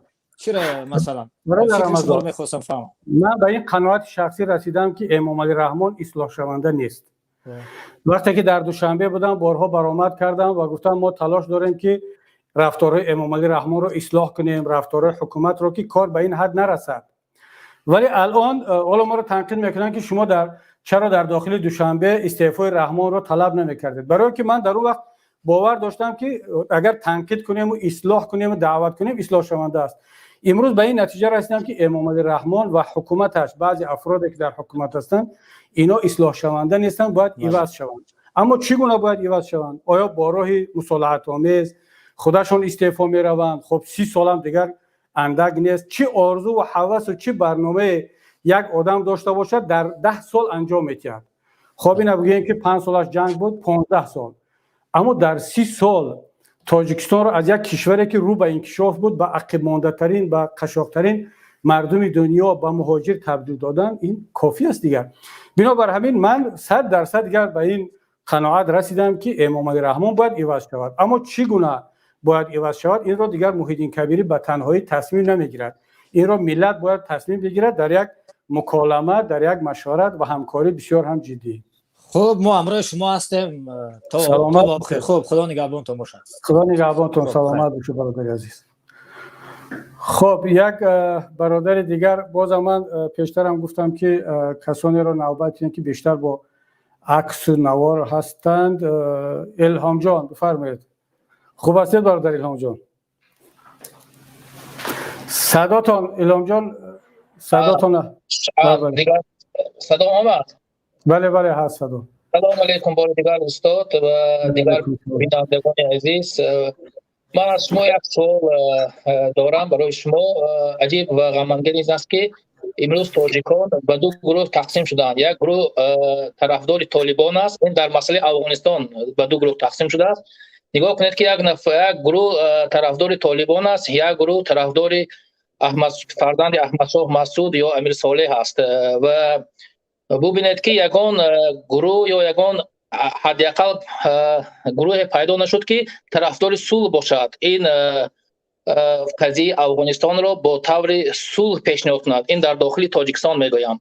حتی حزب دموکراسی تاجیکستان یک اظهارات پخش کرد که تقریبا برای نابود کردن طالبان یا ضد طالبان یک اظهارات پخش کرد و حتی برای بستن و شکستن چند گروه ها. خلاصه یگان گروه پیدا نشد. حتی حکومت و حتی گروه های جوانان اسکولاب اظهارات پخش کردند که اگر رحمانوف اجازه دهد ما رفته ضد طالبان جنگ میکنیم. گویا که جوانان یا تاجیکان فقط جنگ میخواهند و خون میخواهند در مسئله افغانستان. یعنی که خیلی گفتم یگان گروه پیدا نشد که صلح خواهد. این نتیجهش چی باشد؟ نتیجه این است که مردم تاجیک میدوند که صلح کردن این خیانت است. همون نتیجه که صلحی که تاجیکان سال 97 کرد بین اتحاد نیروی ابزیز تاجیک و حکومت، این نتیجهش همین است که امروز مردم تاجیک صلح را نمیخواهند و همیشه مثلا در همین قضیه هایی که مثل تاجیکستان گذشته ایستاده است در افغانستان جنگ و خونریزی میخواهند. یعنی این نتیجهش چی است که یعنی که سوال این است که نتیجهش چی است که مردم دعوت به صلح نمیکنند و دعوت به جنگ و خونریزی و طرفداری این گروه و اون گروه که هر دو گروه هم در میدان میخواهند که جنگ کنند و یک گروه مغلوب شود یک گروه غالب شود و هیچ کس حتی حکومت هم و حتی حزبای سیاسی هم که در داخل تاجیکستان هست صلح را پیشنهاد نکرده ایستادند. این نتیجه چی است؟ یعنی نتیجه این است که همون صلح تاجیکان تاثیر کرده است که در نتیجه خیانت می شود. تشکر. سلامت باشه برادر الهام جان. برادر الهام جان، اونی که میخواهد در مبارزه شریک شود و برود و چه علیه طالب و چه طرفدار طالب، نه با او اجازت امام علی رحمان در کار است، نه اجازت کبیره و کسی دیگر. اما اینا رو دیگر همش گفتم که همون واهمه‌ای هست که بعضی ها از نام کسان دیگر می نویسند. مردم کلاب، جوانان بدخشان، جوان خوجنده امروز در فکر یک پیاله چای و نان و بلیط خریدن برای روسیه رفتن هست و در فکر زندگیش است و اون همه جوش و خروش متاسفانه یا خوشبختانه تنها در همون فیسبوک و در شبکه است. این یک مسئله دیگر، من به اظهارات و بیانیه‌های احزاب دیگر کار ندارم، اما ببینید واقعا هم من احساس میکنم که نه تنها جوانان بلکه جامعه ما در مجموع به دو گروه تقسیم شدن. یک گروه نه به خاطر آنکه از لحاظ فکری و ایدئولوژی طرفدار طالبان باشند، البته هستند، یعنی این را هم نباید انکار کنیم، این گروه ها بودن، هستند و باقی خواهند ماند. اما در عموم اکثر کسانی که امروز جانبداری از سیاست و تاکتیک طالبان میکنن نه به خاطر اعتقاد و ایدئولوژیشون است. بسیاری از جوانان رو من میشناسم که خودشون خیلی انسان‌های مسلمان متدین ولی معتدل هستند و اون فکرها و رفتارهایی که این گروه‌های مثل طالبان یا دیگران از آن پیروی میکنن جانبدار نیستند. اما چرا از سیاست‌ها و از روش طالبان امروز پشتیبانی میکنن؟ برای آنکه نظرشون این است که در هیچ کجای دنیا بخصوص در عالم اسلام مبارزه های سیاسی با راه انتخابات و گفت و شنید و مصالحه نتیجه نداده ایستاده است، بخصوص برای گروه های اسلامی معتدل. نه در تاجیکستان، تجربه تلخ تاجیکان که سلاح را اپوزیسیا گذاشت، آمد وارد انتخابات شد، انتخابات ها تقلب. خودتان که در انتخابات ها بارها شرکت کردید از من بهتر میدونه، چرا من تکرار کنم؟ مردم هم دیدن، بالاخره با همون خیانت و عهدشکنی و باز زدن و کفتن و هجرت اینا تمام شد. در مصر انتخابات شد، اخوان المسلمین پیروز شدن، هم در پارلمان هم در پرزیدنتی. یک سال هم اجازت ندادن، تقلب کردن و بالاخره پرزیدنت رو کشتن و نتیجهش همین. در الجزایر امروز در سطح جهانی تنها دو گروهی که سلاح را ترک نکرد ولی در صحنه سیاسی باقی ماند از گروهایی که با نام اسلام مبارزه میکنن، یکی طالبان، دیگر حماس. حماس هم وقتی که در فلسطین در انتخابات پیروز شد، با او همگی به فکرم چند ماه حکومت کردن که بعد اجازت ندادند و تبادلات شد و اینا مجبور شدن برن غزه را تسلط پیدا کنند و در اونجا حکومت خود را کردند. رام الله و قسمت دیگر فلسطین در اختیار گروه فتح ماند با محمود عباس و تا امروز آنها سلاح را نماندن. چرا؟ فکر میکنن که اگر سلاح را ماندن نه تنها اسرائیل یا کشورهای دیگر بلکه خود همون فلسطینی هایی که با نام دنیوی و با نام در احزاب دیگر اونها را قربانی خواهند کرد. و متاسفانه این تجربه تلخی ناکامی گروه های معتدل که در انتخابات ها شرکت کردند و ناکام شدند و موفقیت هایی که این بخش دیگری که مسلح نشان داده ایستاده است برای دفاع از خودشون در صحنه ماندن، باعث آن گشته است که بسیاری از جوانان به این نتیجه رسیده ایستادند که حتی اگر معتدل هم باشی باید از روش قوت و قدرت استفاده بری، نه از این انتخابات اینا. چرا؟ انتخابات و پارلمانت و مبارزه مصالحت آمیز در کشورهای دیکتاتوری به اعتقاد این جوانان دیگر نتیجه نخواهد داد، بله در امریکا، در اروپا، در یک کشور دموکراتی نتیجه میدهد. اما در یک کشوری که در اونجا دیکتاتور هست و در اولین فرصت آماده است که تو را ضربه بزند، باید که همیشه در دستت سلاح باشد و از خودت حمایت کرده بتوانی. این چیز است برادر الهام جان که جوانان را بیشتر به طرفداری این میبرد. اما کسانی که طرفداری حالا بگیم احمد مسعود یا جبهه دیگر هستند، اینا ببینید اینا تنها طرفداری آن نیستند که فقط به خاطر تاجیک بودن احمد مسعود. بله یک قسمی از جوانان ما، یک قسم از مردم تاجیک برای تاجیک بودنش هم طرفدار هستند و این طبیعی هم است، این فطرت انسان است. اما من باور دارم از آن جمله خودی من هم و بسیاری از مبارزان تاجیک طرفدار ارزش‌های هستند که شهید احمد شاه مسعود و امروز فرزندش احمد مسعود و دیگر گروه های مبارز و فعال در افغانستان اون ارزش ها را دارند که اونها مسلمان هستند، میخواهند در افغانستان یک اسلام معتدل منطقی وجود داشته باشد، در قدرت باشد، همونطوری که استاد برهان الدین ربانی بود، همونطوری که دیگر دوستان این دیدگاه ها را دارند. شهید احمد شاه مسعود داشت. میخواهند در افغانستان دموکراتیا باشد، حقوق انسان، حقوق زنها، رسانه ها آزاد باشد. به خاطر این هدف ها مردم از اونها پشتیبانی میکنند. شما گفتید که هیچ کسی از صلح در افغانستان حمایت نمیکند. نه، کسانی که از احمد مسعود و از این گروه ها پشتیبانی میکنند، این پشتیبانی از صلح است. برای آنکه خود برنامه احمد مسعود و طرفدارانش برنامه صلح است. بارها اعلان کردند که ما صلح میخواهیم، گفت و شنید میخواهیم، یک حکومت مشارکتی میخواهیم. بنابر همین من فکر میکنم که اکثریت ملت تاجیک با احمد مسعود بودن فقط به خاطر تاجیک بودن نیست، بلکه به خاطر ارزش‌های احمد شاه مسعود، استاد برهان الدین ربانی و خود احمد مسعود است که انشاءالله من باور دارم که این ارزش‌ها در افغانستان حفظ خواهد شد. و بعضی‌ها این نکته را هم بگم، بعضی‌ها حالا یا احمد شاه مسعود رو نشناختند یا احمد مسعود رو نشناختند و فقط او را به خاطر آن پشتیبانی میکنند که ضد طالب هست یا که تاجیک هست. اما باور کنید اگر احمد مسعود امروز یا استاد ربانی در تاجیکستان میبودن، اولی کسی که زندانیشان میکردن باز همین حکومتداران تاجیک بودند. برای چی؟ برای اینکه دقیقاً طرفداران فکر و ارزش‌های احمد شاه مسعود رو در تاجیکستان زندانی کردن، از بین برده ایستادن. بین ما، بین دیدگاه‌های ما، بین دیدگاه‌های احمد شاه مسعود چی فرق است؟ هیچ چیز. دقیقاً 100% همون است. یا من دیروز صحبت احمد مسعود را گوش کردم، در پنجشیر صحبت میکرد.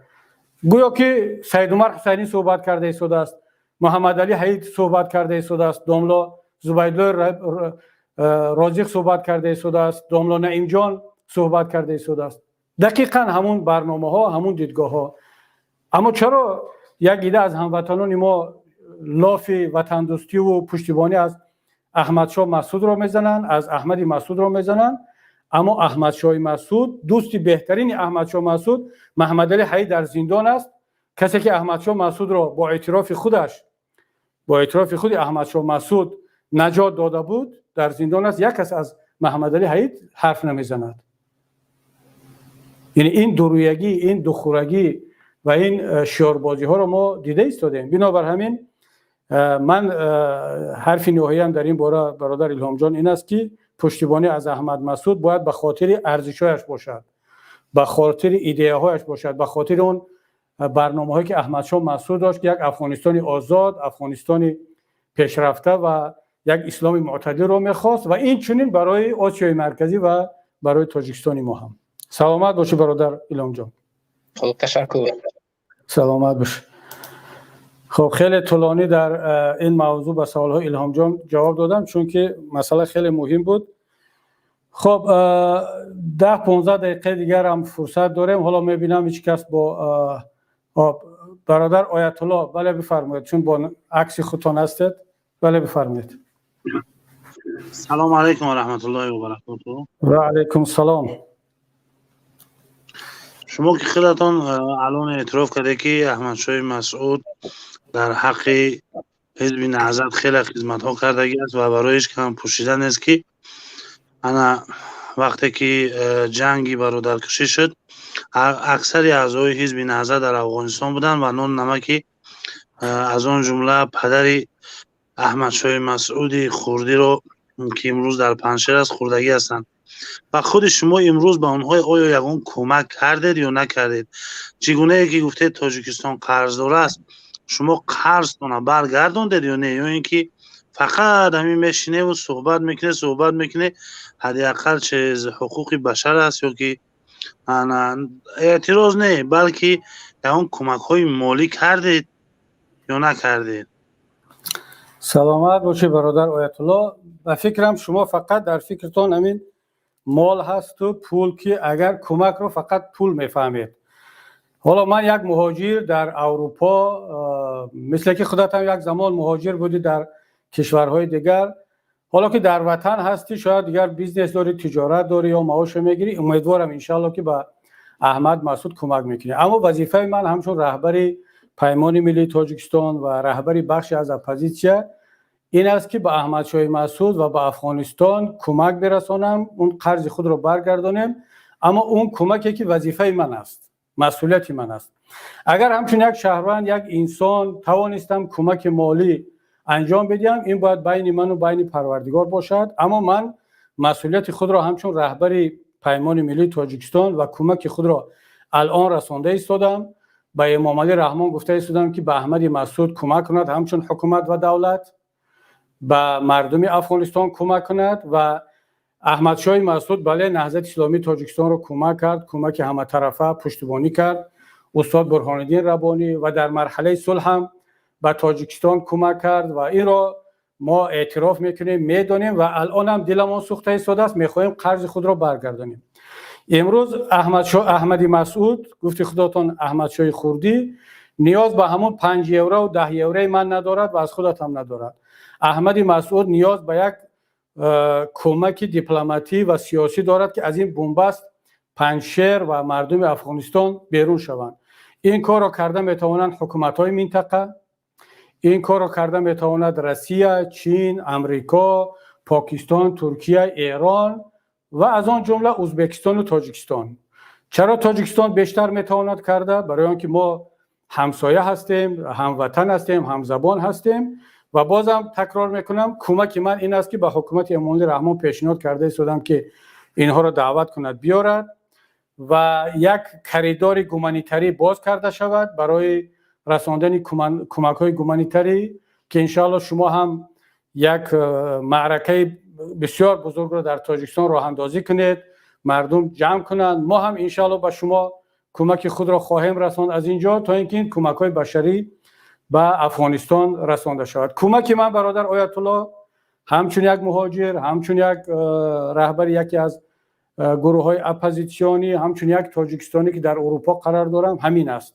از این بیشتر دیگر در توان ما نیست و انشاءالله که اگر واقعا هم نیت کمک کردن داشته باشیم فرصت فرا رسیده است و حتما اون رو با هم خواهیم کرد. اگر یگان گفتنی دیگری داشته باشه در این موضوع بفرمایید، بعدا باز خداحافظی کنیم.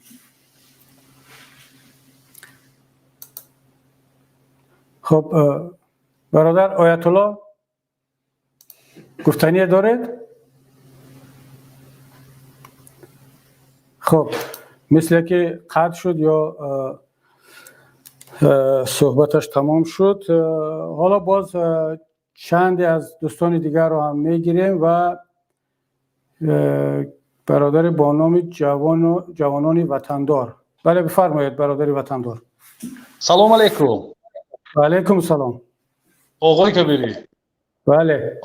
مسئله که امروز شما مطرح میکنید به فکرم 20 سال 25 سال پیشوای معظم ملت جناب عالی محترم امام علی رحمان اویدی تینجی و امانی و صلح و ثبات در دولت همسایه ما، همزبان ما، دولت افغانستان بسیار مراتبه در تمام نشست و مطبوعات ها یا در سازمان ملل متحد نیز پیشنهاد کرده بودند که اویدی تینجی و امانی این دولت تمام چاره ها را اندیشه تمام دولت های منطقه هم و جهان. امروز که شما بیرون از تاجیکستان ایستاده میگه تاجیکستان چی باید کند، امروز تاجیکستان به شما یا به مصلحت شما پیشوای ملت یگان محتاجی ندارند و خود میدانند که به کدام را یاردم کنند یا با کدام را به صلح بیارند، به محتاج شما بر اینها نیستند. برای همون این مصلحتی که شما میتید یا مصلحتی که امروز به پیشوای ملت ما میتید محتاج نیستند و برای همین این برنامه که امروز شما میکنید بیکاره است. من همین رو فکر میکنم. سلامت باشه برادر عزیز. اگر بیکاره می بود شما در اینجا نمیشیشتید، وقتی خود رو صرف نمی کردید و این حالا در دوشنبه شاید ساعت هم 9-10 شده باشد. و پس معلوم میشد که لازم بوده است و در کار بوده است این چیز که شما زحمت کشیدید و وقت خود را صرف کردید. و شما گفتید که امام علی رحمان به مشورت های ما نیاز ندارد. خب نیاز نداشته باشد، خودش به مشورت ما انجام کرد. حالا شما مشورت بدید، شما که شهروند تاجیکستان هستید و با گفت خودتون در وطن هستید، شما مشورت بدید. شما بیاید این مسئله را مونیم که آیا رحمان، امام علی رحمان نیاز دارد یا نه، آیا تاجیکستان نیاز دارد یا نه. اگر شما میگفتید که نه، ما نیاز نداریم به این پیشنهادها و ضرورت ندارد که تاجیکستان به مردم افغانستان کمک کند و دعوت کردن آنها لازم نیست، خب من میگفتم بله شما پس موقع خود را داشته، نقطه نظر خود را داشته، اما موضوع رو کنار گذاشته به هیچ مسئله دخل نکرده، همین که امام علی رحمان با مشورت های ما نیاز نداشته باشد، خب دیگر نیاز نداشته باشد، خودش بگیرد به ما انجام بدهد. اگر که انجام میداد ما این پیشنهادها رو نمیکردیم برادر عزیز. خب یک نفر دیگر رو هم اینجا بشنویم و یک نفر بانو جواهری خوجندی، اگرچه عکسش نیست، حالا برادر یا خواهر جواهری رو بشنویم. بله بفرمایید. آقای کبیر خوب هستید؟ سلامت. سلامت باشید، تشکر برادر. سلامت باشید. من همین براستی پیش از همین برنامه آنلاینی یک برنامه قبلی شما رو هم تماشا کرده ایستاده بودم که ناگهان پیوست شد آیا حادثه های افغانستان برای تاجیکستان عبرت می شود و دومین برنامه که حاضر گذرانده ایستاده آغاز بازی های بزرگ نو در افغانستان، یعنی تاجیکستان باید چیکار کنه رو تماشا کردم و به خودم دو سه سوال ها پیدا شد، میخواستم به شما پیشنهاد کنم و وقتی شما رو گرفتنی نیستم. اولین همین سوال من همین است که به اندیشه من همین طالبان یک قوه سیاسی حربی می باشند که سراپا مسلح بوده تنها به قوه حربی یا اینکه سلاح تکیه میکنن. آیا آنها توان اداره کردن دولت رو دارن به اندیشه شما؟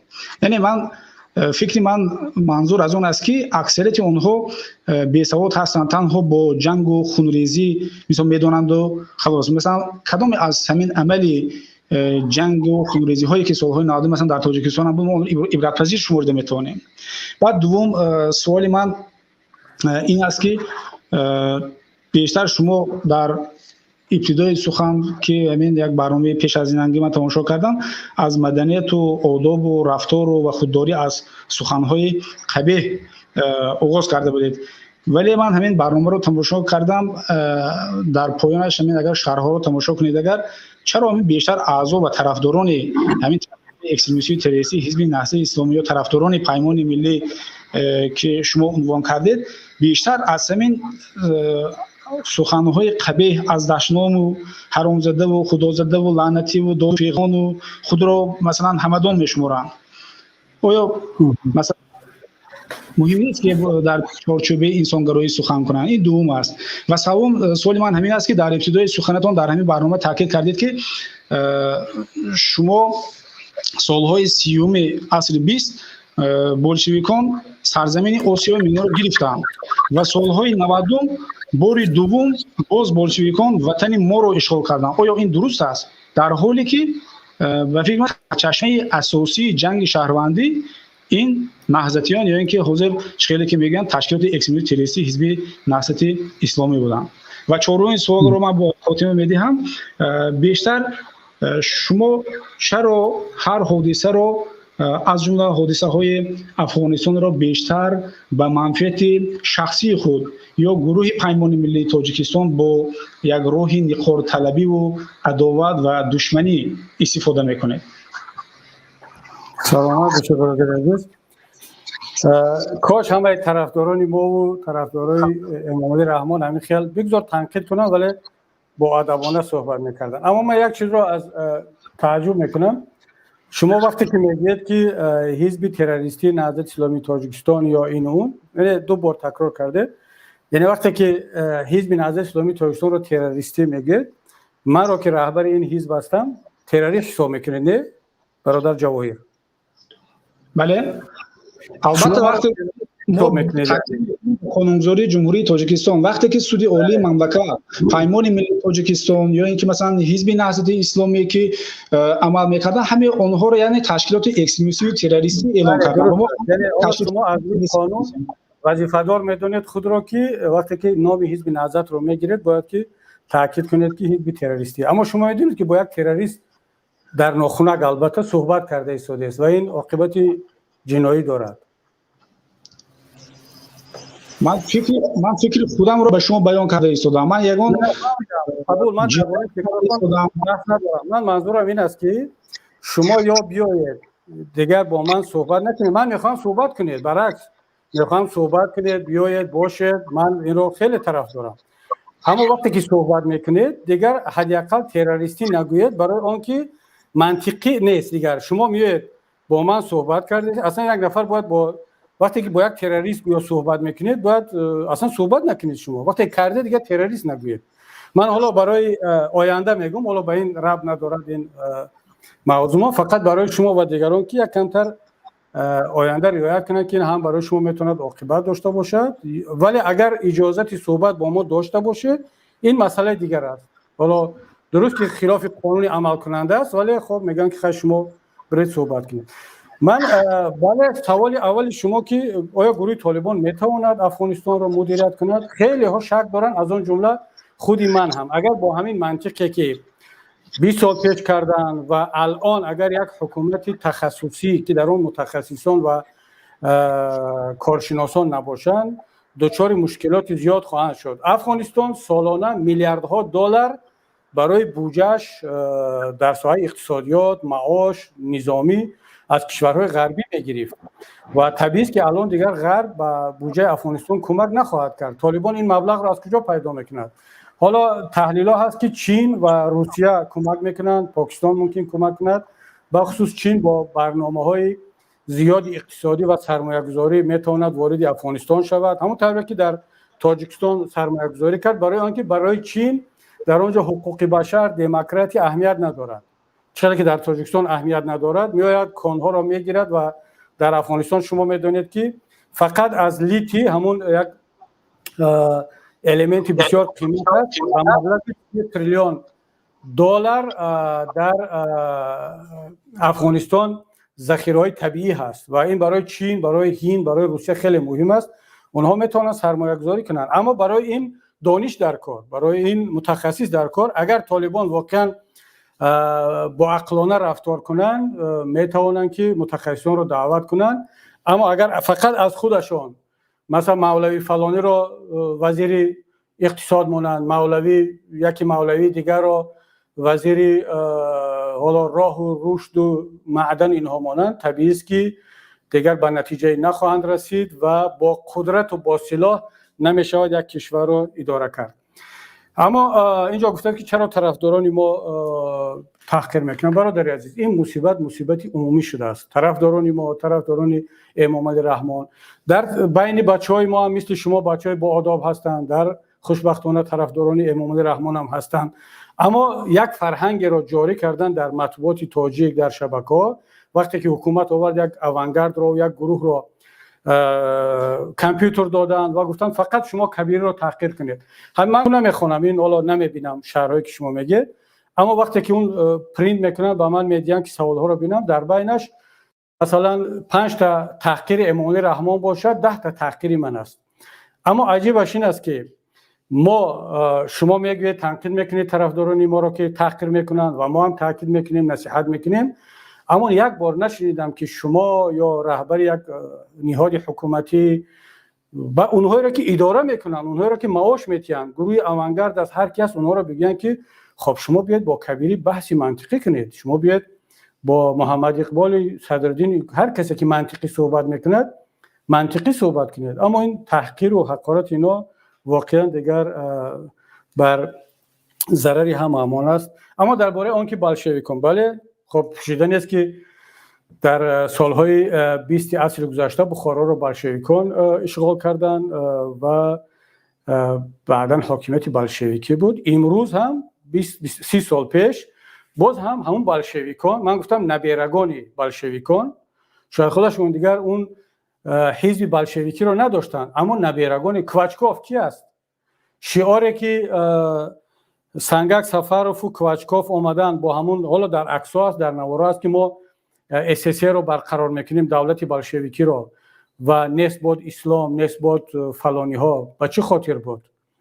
یعنی ارتش کوچکوف و فرانت خلقی سلاحی که داشتن اونا کی بودن؟ همونهایی بودن که در افغانستان ضد احمد شاه مسعود می جنگیدن. یعنی همین کوچکوف و ارتش چلوم سرکوه ارمیا سوویتسکого союза در افغانستان ضد احمد شاه مسعود می جنگیدن. وقتی که از افغانستان بیرون شدن آمدن در ازبکستان و تاجیکستان، اونها مستقر شدن، اونها را گفتن همون سلاح رو ضد تاجیکان و ضد حکومت مصالحه ملی در دوشنبه استفاده کنید. و خود کوچکوف هم گفته ایستاده است که ما چیکار کردیم. من وقتی که میگم نبیرگان بلشویکا باز 30 سال پیش حاکمیت را گرفتن، من منظورم همون تفکر آنها است، طرز بینش آنها است، طرز سیاستگذاری آنها است. حالا اینا چی فرق دارن از بلشویکا؟ همون کاری را که بلشویکا 100 سال پیش کردن، هزارها علما را در سیبیر بدرقه کردند، ترویکا کردند، کشتند، شاه تیمور را کشتند، نصرتالله مقسوم را کشتند. اونا که اسلامی و اعضای حزب نهضت نبودند اما مفکوره ملی داشتند. همینا وقتی که آمدن به دوشنبه وارد شدن، روزنامه‌نگار را کشتند، شاعر را کشتند و همه را کشتند، مولا را هم بدرقه کردند و دقیقاً همون ترور بلشویکی را 30 سال پیش عملی کردند. و همون طوری که در افغانستان وقتی که وارد شدن حفیظ الله امین را کشتند، پرزیدنت وقتی افغانستان را که پرزیدنت دنیوی بود، و همین گروه سپیسنازی که در تاجیکستان عملیات گذرانده بود همون رو رفتن کشتن. شما وقتی که این تاریخ رو نمیدونید یا نخوندید یا به شما مغزهای شما رو، اون مغزهای صاف و پاک و آلایش شما رو با این سفسطه‌ها یا در درس‌ها یا در صحبت‌ها یا از طریق تلویزیون یا از طریق خاور یا اون سمینارهایی که برای شما میگذارن پر کردن که در همه جا اسلام گناهگار، نهضت گناهگار، در افغانستان مجاهدان گناهگار. اینا همش افسانه است. شما یک بار تاریخ رو از نگاه منطق، از نگاه فکت و رقم، سندها یک بار تحلیل کنید، بعد انشالله با ما هم که راضی نشدید حداقل نقطه نظرهامون یک کمی با هم نزدیک خواهد شد. خب دوستان عزیز، بیشتر از 1.5 ساعت است که ما با هم هستیم. انشالله باز دوشنبه دیگر صحبت‌ها رو ادامه خواهیم داد تا هفته آینده. در پناه پروردگار باشید.